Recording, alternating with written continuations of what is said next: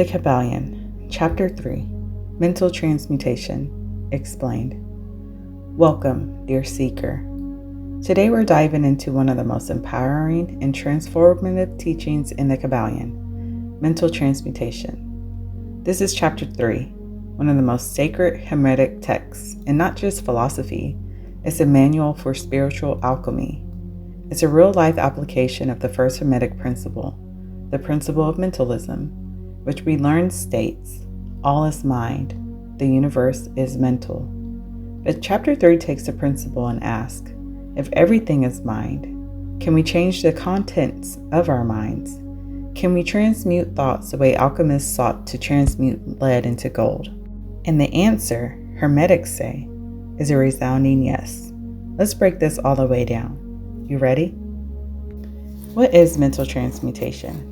Let's start with the word transmutation. It comes from the ancient practice of alchemy, not the cartoon version where wizards turn rocks into treasure, but the inner science of changing something from one state into another.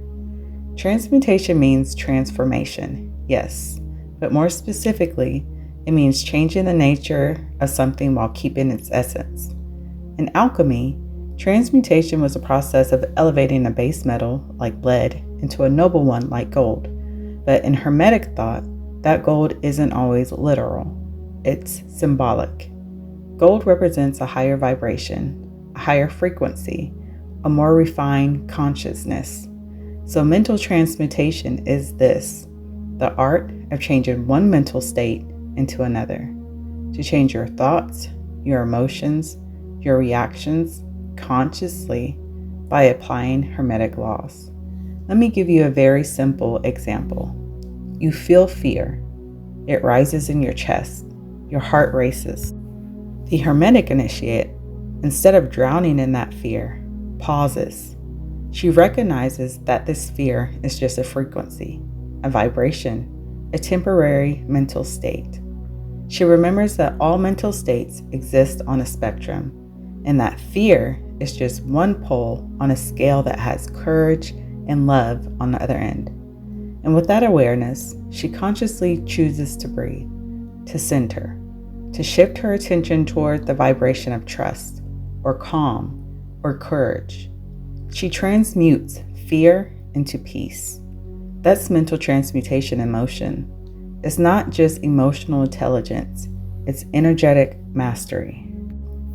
You can't fully grasp mental transmutation unless you first understand the principle of mentalism, which we covered in Chapter 1. In essence, this principle says, the all is mind, the universe is mental. That means everything you experience, the outer world, your body, your emotions, even time and space, are expressions of a universal consciousness. That's not just poetic. That is law. Everything begins in mind. Everything exists because of mind.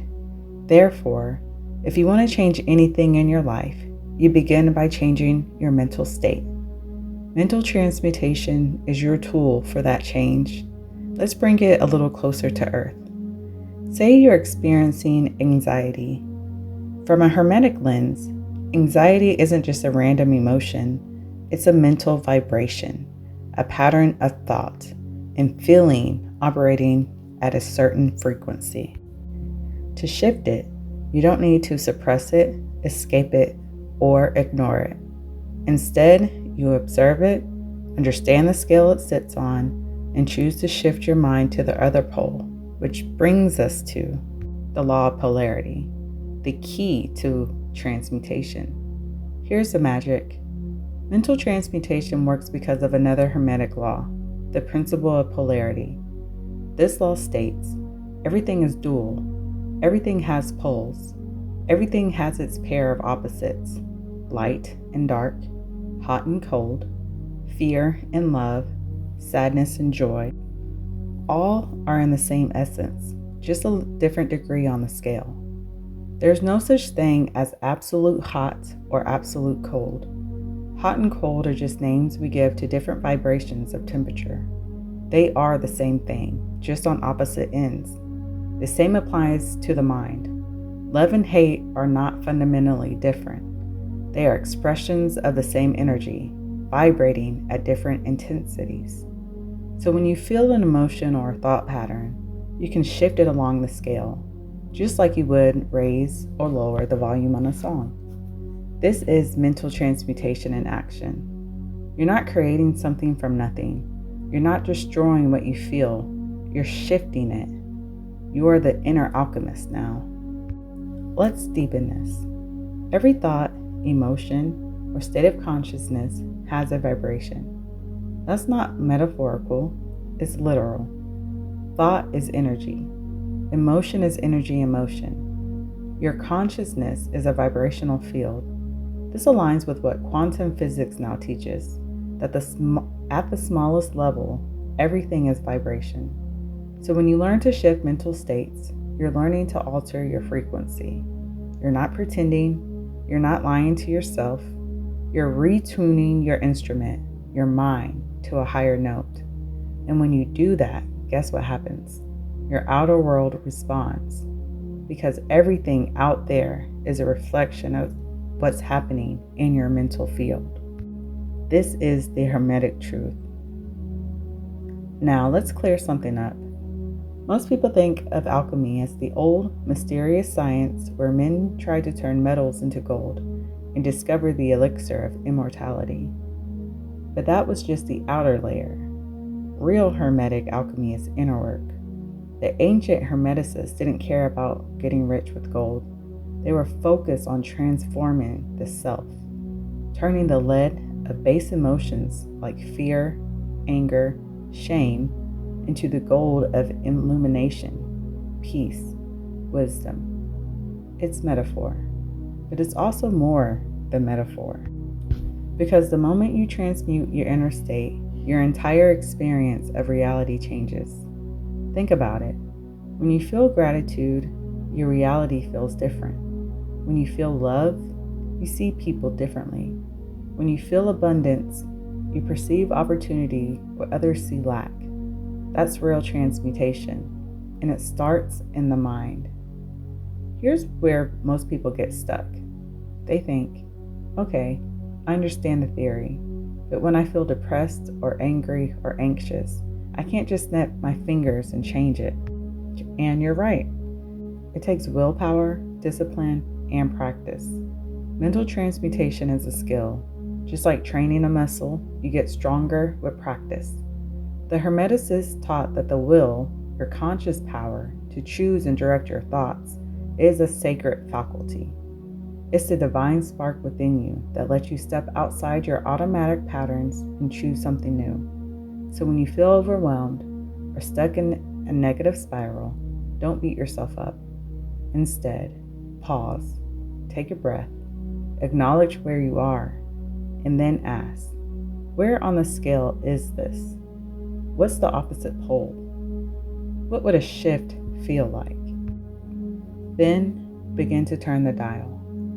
You're not trying to leap from depression to euphoria, but you can reach for a slightly better feeling, and then another. This is the art of refinement, not force.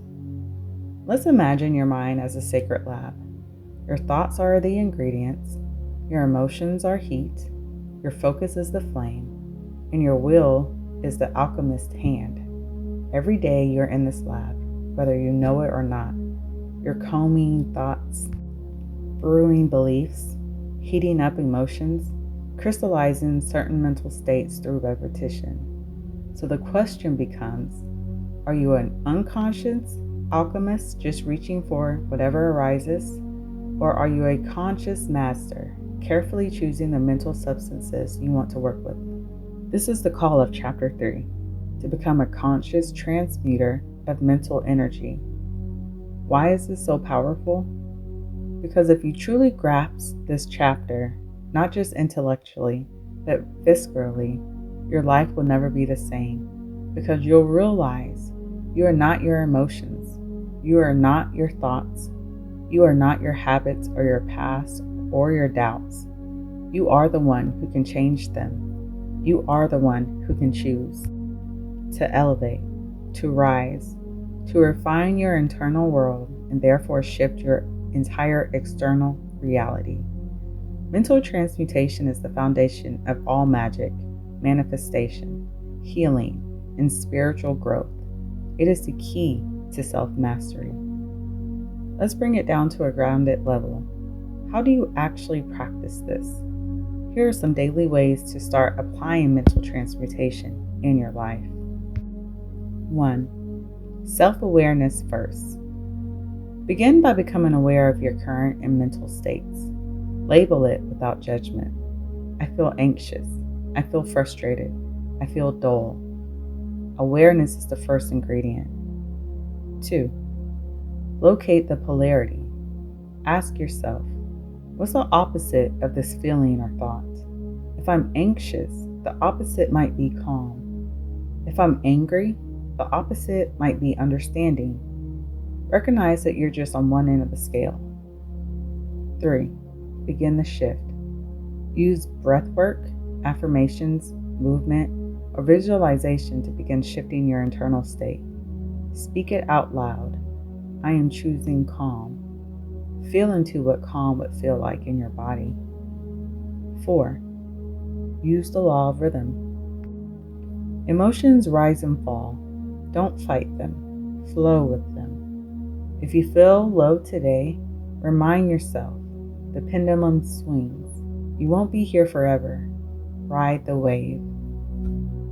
5. Build your internal lab. Create rituals that support higher mental states.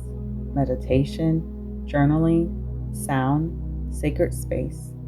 These are tools that keep your mental energy elevated. And remember, you are the alchemist. This is the heart of Hermetic wisdom. You are not at the mercy of your circumstances. You are not a victim of emotion. You are the inner alchemist, here to transmute lead into gold, shadow into light, fear into wisdom. Chapter 3 reminds you your mind is not just a tool. It's a field of creation itself. And when you learn to work with it, to study the laws, to shift your energy, to raise your vibration, you begin to walk the path of true mastery. This is the secret behind every mystic, sage, and awakened soul. They didn't wait for the world to change. They changed themselves from within. So, dear traveler, the next time you feel stuck or overwhelmed, pause. Remember this teaching.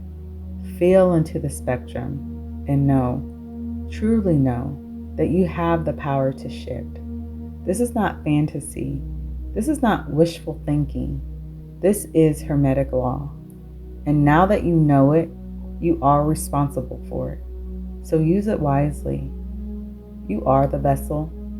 You are the flame. You are the alchemist. And the universe is your mirror. Until next time, stay awake, stay aligned, and keep transmuting. If this message stirred something in you, if you felt a deeper remembrance of your power, your truth, or your inner alchemist, then I invite you to keep walking this journey with us. There's so much more to uncover. The ancient wisdom in the Kybalion is just the beginning. So if you're ready to keep expanding, to keep remembering, and to rise into the truth of who you really are, go ahead and like this video, subscribe to this channel, and tap the bell so you don't miss the next chapter in the Sacred series. And if something here resonated deeply, if a light flickered on the inside of you, share it in the comments below. Your voice matters. Your energy matters. This space is for the seekers, the mystics, the ones remembering who they've always been. So thank you for being here. Thank you for remembering. And until next time, stay present, stay powerful, and keep rising. Your journey is just the beginning.